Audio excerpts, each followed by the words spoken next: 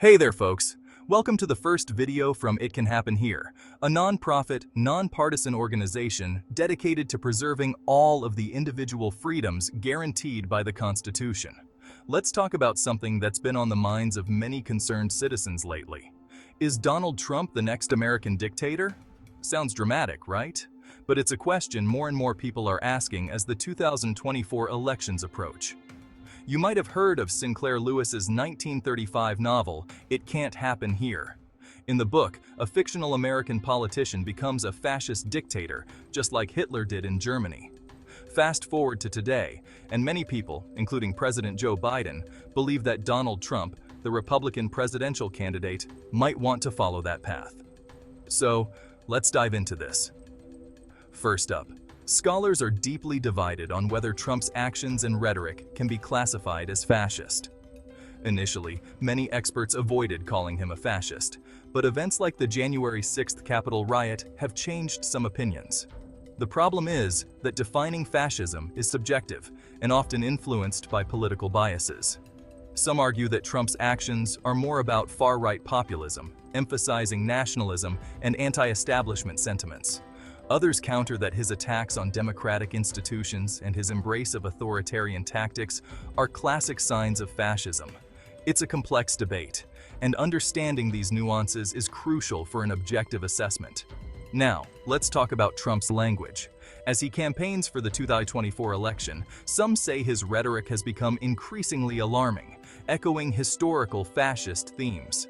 He's referred to a unified Reich, dehumanized immigrants as animals, and even predicted a bloodbath if he loses the election. These comments resemble the kind of language used by authoritarian regimes. This has frightened a lot of people. His words resonate with his base, but they seem to have normalized extremist views on both ends of the political spectrum. Experts warn that dismissing Trump's language as mere hyperbole is dangerous. On the other hand, some suggest that selecting discrete statements from his long, rambling, and unscripted speeches can be misleading. Others simply try to downplay or reinterpret his statements, but the parallels to historical fascist tactics are hard to ignore. Let's bring in the perspective of historian Ruth Ben-Ghiat, an expert on fascism. She argues that Trump's use of victimhood narratives and the demonization of minorities are classic authoritarian strategies. Ben-Ghiat also highlights Trump's attacks on the judiciary and on the integrity of elections, and his use of terms like banana republic.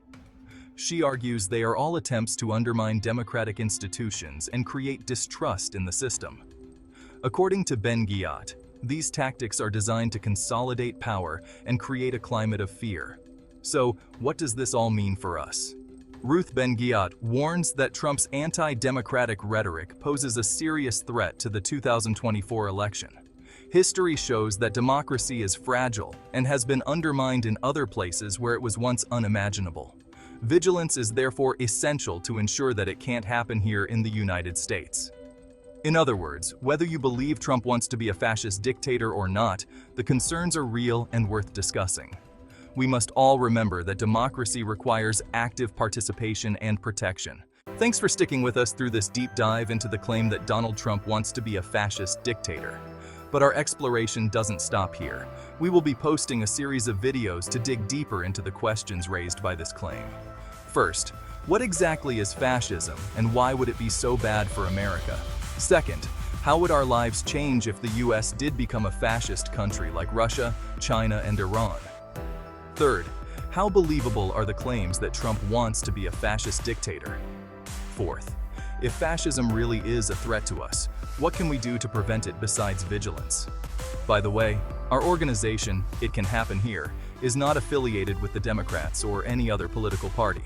We aren't liberals or conservatives. We just want to make sure that Americans continue to enjoy the unique personal freedoms that come from the Bill of Rights. Don't miss our future videos exploring this critical issue in greater depth from an honest and nonpartisan perspective. Your participation is key to keeping our democracy vibrant and informed.